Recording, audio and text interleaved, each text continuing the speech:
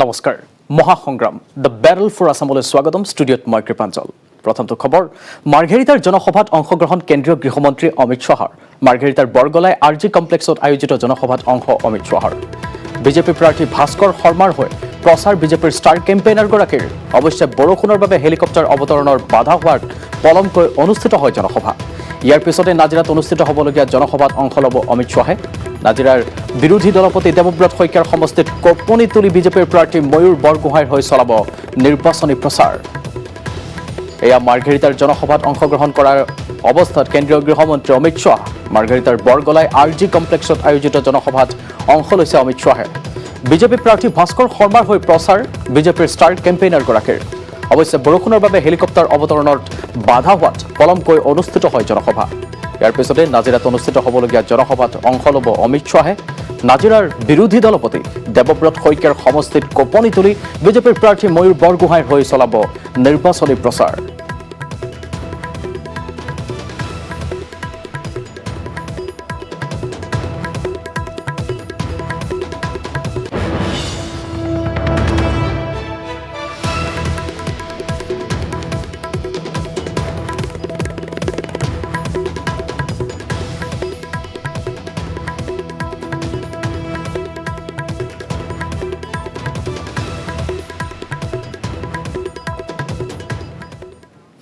প্ৰধানমন্ত্ৰী মোদীৰ আত্মনিৰ্ভৰ ভাৰতৰ আহ্বানে দেশৰ অৰ্থব্যৱস্থাক এক গুৰুত্বপূৰ্ণ ভূমিকা পালন কৰিছে নেটৱৰ্ক 18ৰ প্ৰচেষ্টা আৰু আইটিচিৰ দ্বাৰা প্ৰস্তুত এই বিশেষ অনুষ্ঠান স্বাভিমান ভাৰতত আমি আপোনালোকক এনে কিছুমান কাহিনী দেখুৱাওঁ যিসমূহ আত্মনিৰ্ভৰশীলতাৰ উৎকৃষ্ট উদাহৰণ এনে কিছুমান ঘটনা আছে যিসমূহে কৰ্পৰেট ক্ষেত্ৰৰ পৰা সামাজিক লক্ষ্যত উপনীত হোৱাত গুৰুত্বপূৰ্ণ ভূমিকা লয় আন্তৰ্জাতিক নাৰী দিৱসত ডিলাইটে ভাৰতৰ বিশ্বস্তৰীয় মুহিম অভিযানৰ আৰম্ভণি কৰিছে এই দেশৰ মহিলাসকলক আত্মনিৰ্ভৰ হোৱাত সহায় কৰিব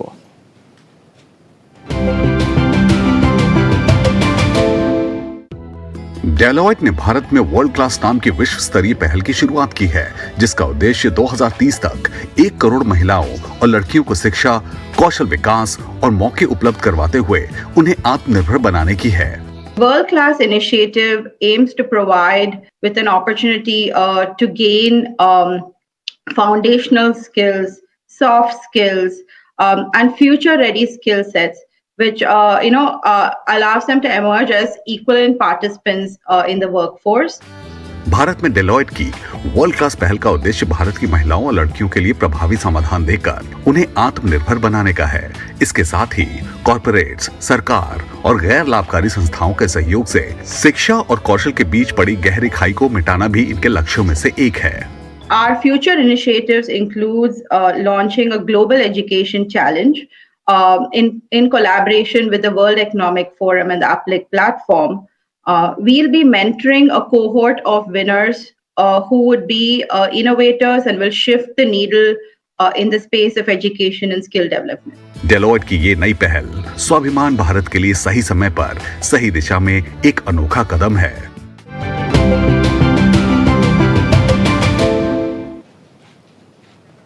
বিশ্বনাথত নিৰ্বাচনী প্ৰচাৰ প্ৰতিৰক্ষা মন্ত্ৰী ৰাজনাথ সিঙৰ বিশ্বনাথৰ সাধাৰু চাহ বাগিচাত বিশাল জনসভাত প্ৰমোদ বৰঠাকুৰৰ হৈ প্ৰচাৰ চলাইছে ৰাজনাথ সিঙে ইয়াৰ পিছতে গহপুৰত বিশাল জনসভাত অংশগ্ৰহণ কৰে ৰাজনাথ সিঙে এপিচিচিৰ সভাপতি ৰিপুন বৰাৰ সমষ্টিত বিজেপিৰ প্ৰাৰ্থী উৎপল বৰাৰ হৈ প্ৰচাৰ চলাইছে সিঙে ইয়াৰ পিছতে দেৰগাঁৱত নিৰ্বাচনী প্ৰচাৰ চলাব প্ৰতিৰক্ষা মন্ত্ৰী ৰাজনাথ সিঙে আনহাতে দেৰগাঁৱত অগপ প্ৰাৰ্থী ভৱেন ভৰালীৰ হৈও প্ৰচাৰ চলাব ৰাজনাথ সিঙে বিশ্বনাথত নিৰ্বাচনী প্ৰচাৰ প্ৰতিৰক্ষা মন্ত্ৰী ৰাজনাথ সিঙৰ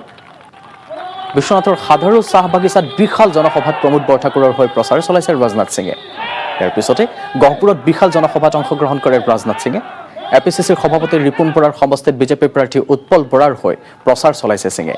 ইয়াৰ পিছতে দেৰগাঁৱত নিৰ্বাচনী প্ৰচাৰ চলাব প্ৰতিৰক্ষা মন্ত্ৰী ৰাজনাথ সিঙে আনহাতে দেৰগাঁৱত অগপ প্ৰাৰ্থী ভৱেন ভৰালীৰ হৈও প্ৰচাৰ চলাব সিঙে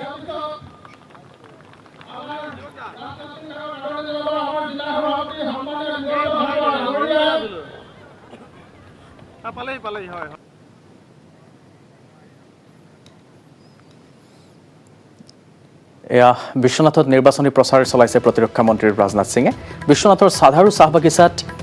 বিশাল জনসভাত প্ৰমোদ বৰঠাকুৰৰ হৈ প্ৰচাৰ চলাইছে ৰাজনাথ সিঙে জনসমুদ্ৰত পৰিণত হোৱা দেখিবলৈ পোৱা গৈছে সমগ্ৰ বিশ্বনাথ ইয়াৰ পাছত তেখেত গহপুৰৰ বিশাল জনসভাত অংশগ্ৰহণ কৰে তেখেতে আৰু ৰাজনাথ সিঙৰ এপিচিচিৰ সভাপতি ৰিপুণ বৰাৰ সমষ্টিটো বিজেপি প্ৰাৰ্থী উৎপল বৰাৰ হৈ প্ৰচাৰ চলোৱা দেখিবলৈ পোৱা গ'ল দেৰগাঁৱত নিৰ্বাচনী প্ৰচাৰ চলাব প্ৰতিৰক্ষা মন্ত্ৰীগৰাকীয়ে দেৰগাঁৱত অগপ প্ৰাৰ্থী ভৱেন ভৰালীৰ হৈ প্ৰচাৰ চলাব ৰাজনাথ সিঙে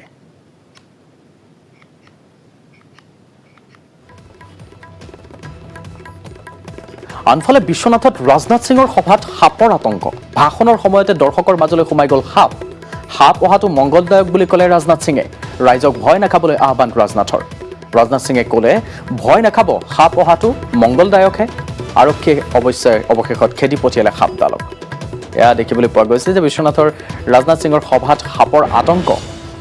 ভাষণৰ সময়তে দৰ্শকৰ মাজলৈ সোমাই গ'ল সাপডাল সাপ অহাটো মংগলদায়ক বুলি ক'লে ৰাজনাথ সিঙে ৰাইজক ভয় নাখাবলৈ আহ্বান জনাই তেখেতে ক'লে যে সাপ অহাটো মংগলদায়কহে ভাল সূচক অৱশ্যে অৱশেষত আৰক্ষীয়ে খেদি পঠিয়ালে সাপডালক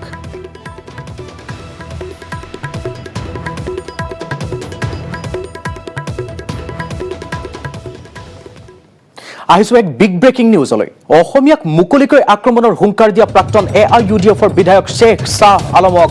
আদৰি ল'লে অগপই জাতিৰ অস্তিত্ব ৰক্ষাৰ শ্লোগান দিয়া অগপৰ বৰঘৰত এতিয়া বহিব অসম বিদ্বেষী শ্বেখ শ্বাহ আলম 855 জন শ্বহীদৰ বলিদানক চূড়ান্ত অপমান কৰি অগপৰ নেতৃত্বই অসমীয়াৰ শত্ৰু শ্বেখ শ্বাহ আলমক পাৰি দিলে বৰফিৰা আজি ঘোষণা কৰা অসম গণ পৰিষদৰ তৃতীয় পৰ্যায়ৰ নিৰ্বাচনৰ 13 জনীয়া প্ৰাৰ্থী তালিকাত স্থান পালে অসমীয়াক আক্ৰমণৰ হুংকাৰ দি AIUDF ত্যাগ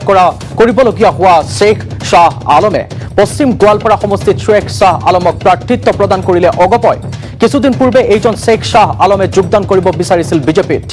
ৰাজ্যজুৰি তীব্ৰ প্ৰতিক্ৰিয়া হোৱাত শেষ মুহূৰ্তত বিজেপিত যোগদান কৰিব পৰা নাছিল শ্বেখ শ্বাহ আলমে কিন্তু আঞ্চলিকতাবাদ আৰু জাতীয় অস্তিত্ব ৰক্ষা তথা খিলঞ্জীয়াৰ প্ৰভুত্বৰ সুৰক্ষা দিয়াৰ শ্লোগান দিয়া অগপই অতি সংগোপনে প্ৰাৰ্থিত্ব দিলে এইজন অসম তথা অসমীয়া বিদ্বেষীক এক ডাঙৰ খবৰ অসমীয়াক মুকলিকৈ আক্ৰমণৰ হুংকাৰ দিয়া প্ৰাক্তন AIUDF বিধায়ক শ্বেখ শ্বাহ আলমক আদৰি ল'লে অগপই জাতিৰ অস্তিত্ব ৰক্ষাৰ শ্লোগান দিয়া অগপৰ বৰঘৰত এতিয়া বহিব অসম বিদ্বেষী শ্বেখ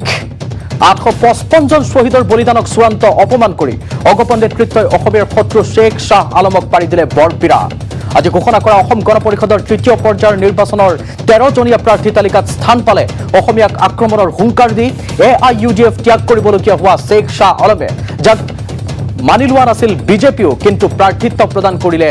অগপই ৰাজ্যজুৰি তীব্ৰ প্ৰতিক্ৰিয়া হোৱাত শেষ মুহূৰ্তত বিজেপিতো যোগদান কৰিব পৰা নাছিল শ্বেখ শ্বাহে আঞ্চলিকতাবাদ জাতীয় অস্তিত্ব ৰক্ষা তথা খিলঞ্জীয়াৰ প্ৰভুত্বৰ সুৰক্ষা দিয়া অগপই অতি সংগোপনে প্ৰাৰ্থিত্ব দিলে এইজন অসম তথা অসমীয়া বিদ্বেষীক যিয়ে কৈছিল অসমীয়াক মুকলিকৈ আক্ৰমণ কৰিম এইগৰাকী AIUDFৰ বিধায়ক শ্বেখ শ্বাহ আলমক বৰপীৰা পাৰি দিলে অগপই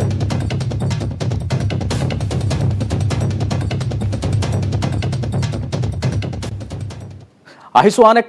খবৰলৈ অসম গণ পৰিষদৰ 13টা সমষ্টিৰ প্ৰাৰ্থী ঘোষণা কৰা হৈছে বঙাইগাঁৱত ফণীভূষণ চৌধুৰী ছয়গাঁৱত কমলাকান্ত কলিতা পশ্চিম গুৱাহাটীৰ ব্ৰহ্মেন্দ্ৰ নাৰায়ণ কলিতা উত্তৰ অভয়াপুৰীত ভূপেন ৰায় মানকাছৰত জাৱেদ ইছলাম দক্ষিণ অভয়াপুৰীত পূৰ্ণেন্দু বণিক পূব গোৱালপাৰাত জ্যোতিষ দাস পশ্চিম গোৱালপাৰাত শ্বেখ শ্বাহ আলম ভৱানীপুৰত ডক্টৰ ৰঞ্জিত ডেকা বৰপেটাত গুণীন্দ্ৰ নাথ দাস সৰুক্ষেত্ৰত কল্পনা পাটোৱাৰী চেঙাত ৰবিউল হুছেইন বকুত জ্যোতিপ্ৰসাদ দাস পুনৰবাৰ জনাইছো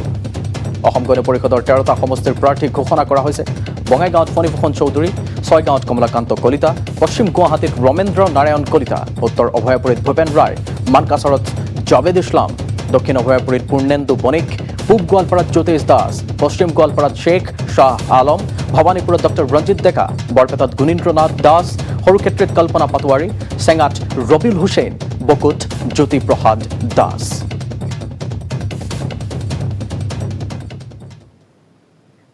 পৰৱৰ্তী খবৰ ড্ৰাগছ ব্যৱসায়ীৰ পৰা ধন লোৱাৰ অভিযোগত চাকৰিৰ পৰা আৰক্ষী বিষয়াক নিলম্বন কৰা হৈছে আৰক্ষী বিষয়া মুছাদ্দিক হুছেইনক নিলম্বন গোপালপুৰ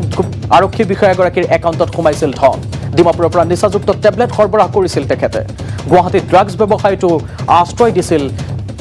এইগৰাকী অভিযুক্তই 3 দিন পূৰ্বে হোটেল লজৰ পৰা নিচাযুক্ত টেবলেট সহ গ্ৰেপ্তাৰ হৈছিল ড্ৰাগছ ব্যৱসায়ীটো ড্ৰাগছ মাফিয়াৰ যোগাযোগৰ তথ্য লাভৰ পিছতে গ্ৰেপ্তাৰ কৰিছে আৰক্ষী বিষয়াগৰাকীক পুনৰবাৰ জনাইছো এইবাৰ আৰক্ষী বিষয়াক গ্ৰেপ্তাৰ কৰিছে ড্ৰাগছ ব্যৱসায়ীৰ পৰা ধন লোৱাৰ অভিযোগত গ্ৰেপ্তাৰ হৈছে মুছাদ্দিক হুছেইন গুগল পে যোগে আৰক্ষী বিষয়াগৰাকীৰ একাউণ্টত সোমাইছিল ধন ডিমাপুৰৰ পৰা নিচাযুক্ত টেবলেট সৰবৰাহ কৰিছিল তেখেতে গুৱাহাটীত ড্ৰাগছ ব্যৱসায়টোক আশ্ৰয় দিয়াৰ অভিযোগ 3 দিন পূৰ্বে হোটেল ব্লজৰ পৰা নিচাযুক্ত টেবলেট সহ গ্ৰেপ্তাৰ হৈছিল ড্ৰাগছ ব্যৱসায়টো দুই ড্ৰাগছ ব্যৱসায়ীৰ যোগাযোগৰ তথ্য লাভৰ পিছতে গ্ৰেপ্তাৰ কৰা হৈছে এইগৰাকী বিষয়াক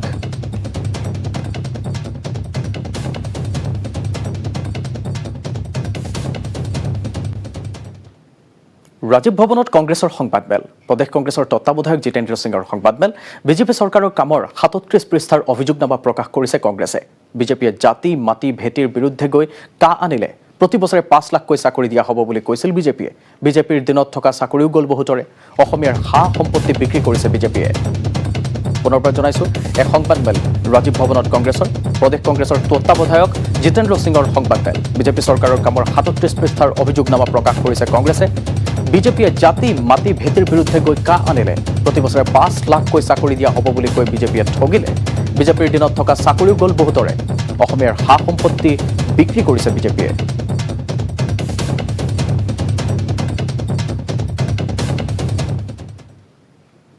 25 लाख नौकरियों का वादा मुख्यमंत्री जी ने किया था और 2 करोड़ नौकरी हर साल का वादा मोदी जी ने किया नौकरी देने की तो बात दूर की बात है लेकिन उन नौकरियों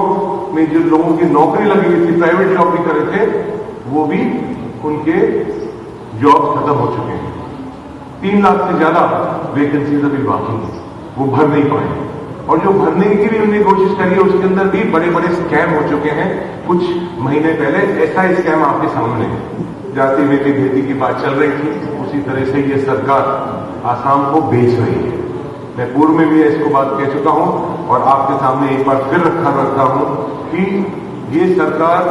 रिमोट कंट्रोल सरकार है 2 रिमोट कंट्रोल दिल्ली में है और यहाँ पे चीफ मिनिस्टर मुख्यमंत्री और सुपर चीफ मिनिस्टर के पास रिमोट कंट्रोल का कंट्रोलर लगा हुआ है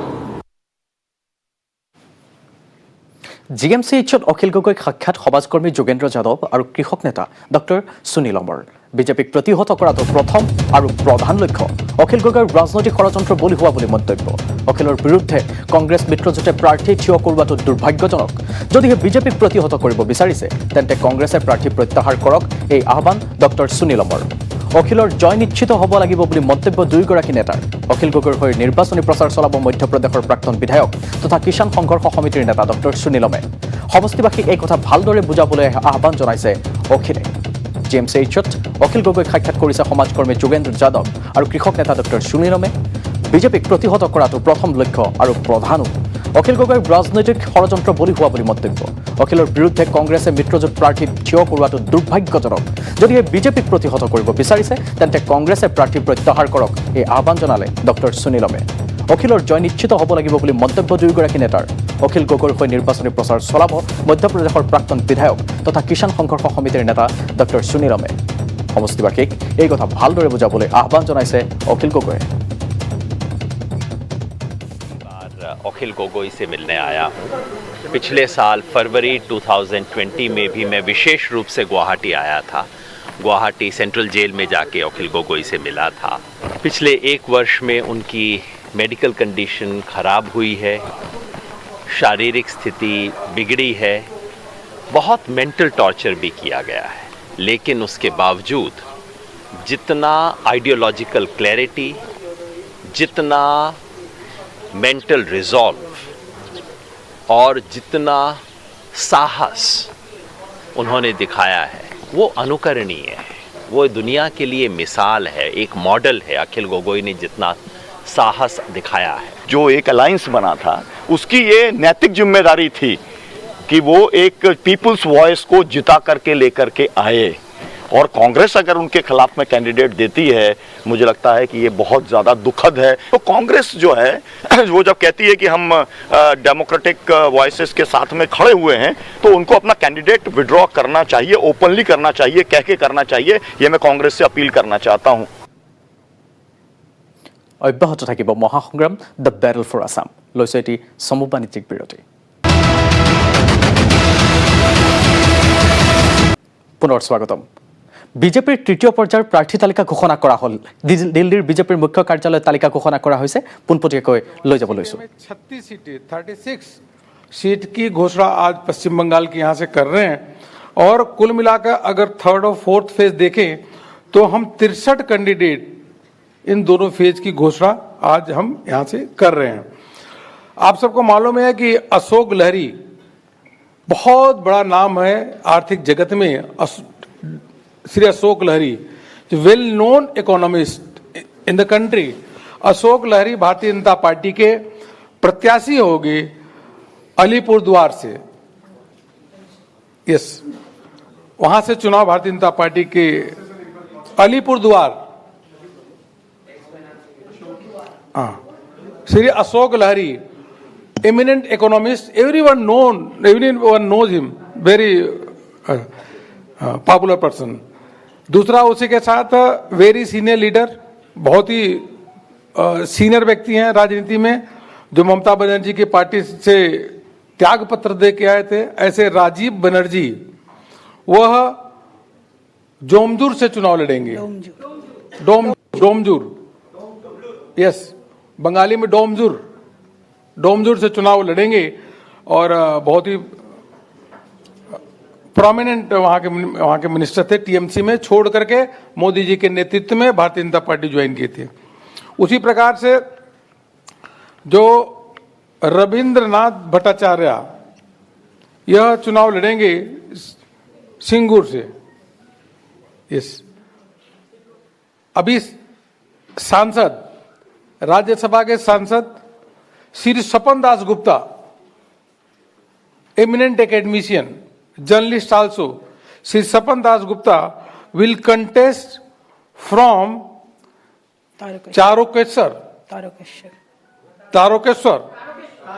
तारकेश्वर, हिंदी में तारकेश्वर समझिए, बंगाली में तारकेश्वर, तारकेश्वर, TARAKESSWAR, तारकेश्वर।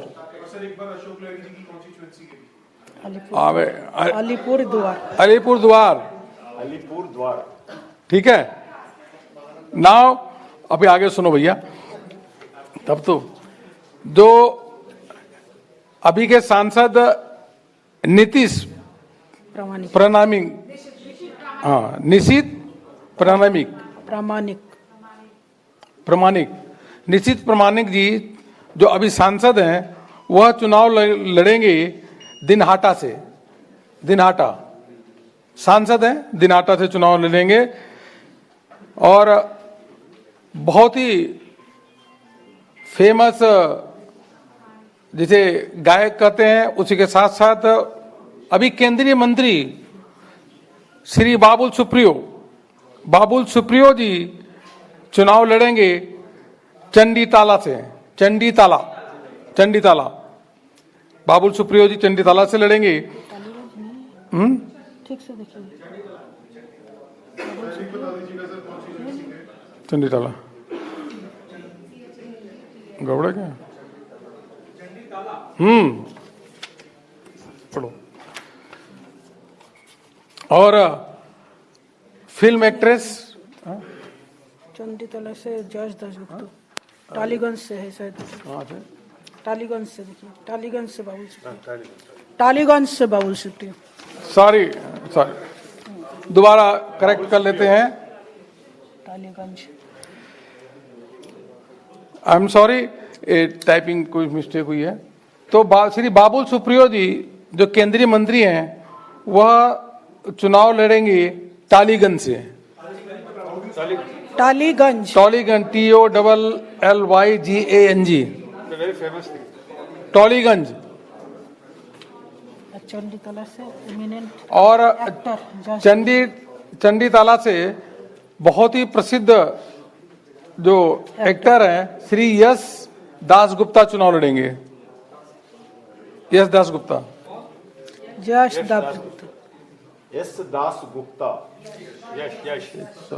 का नोट गलत, पॉपुलर सिनेमा एक्टर। अच्छा, और बहुत ही फेमस फिल्म एक्ट्रेस श्रीमती पायल सरकार, वह चुनाव लड़ेंगी बेहाला से। बेहाल होता है ना, बेहाला, बेहला पूर्व, बेहाला ईस्ट, ईस्ट, ईस्ट से बेहाला ईस्ट। डॉक्टर इंद्रनील खान बहुत ही प्रसिद्ध डॉक्टर हैं, यह चुनाव लड़ेंगे कस्बा से। डॉक्टर इंद्रनील खान, हाँ Indranil Khan, famous doctor, he will contest from Kasba. और अनदर फिल्म एक्ट्रेस, बहुत ही प्रसिद्ध फिल्म एक्ट्रेस है श्रीमती तनुश्री चक्रवर्ती, वह श्यामपुर से चुनाव लड़ेंगी। हावड़ा श्यामपुर, हावड़ा श्यामपुर, हाँ। और लॉकेट चटर्जी सांसद हैं भी, Locket Chatterjee member of parliament, वह चुनाव लड़ेंगी चुचुरा, चुचुरा से, CHURA, हाँ चुचुरा, चुनचुरा बोलो, चुचुरा बंगाल में चुचुरा, CHURA।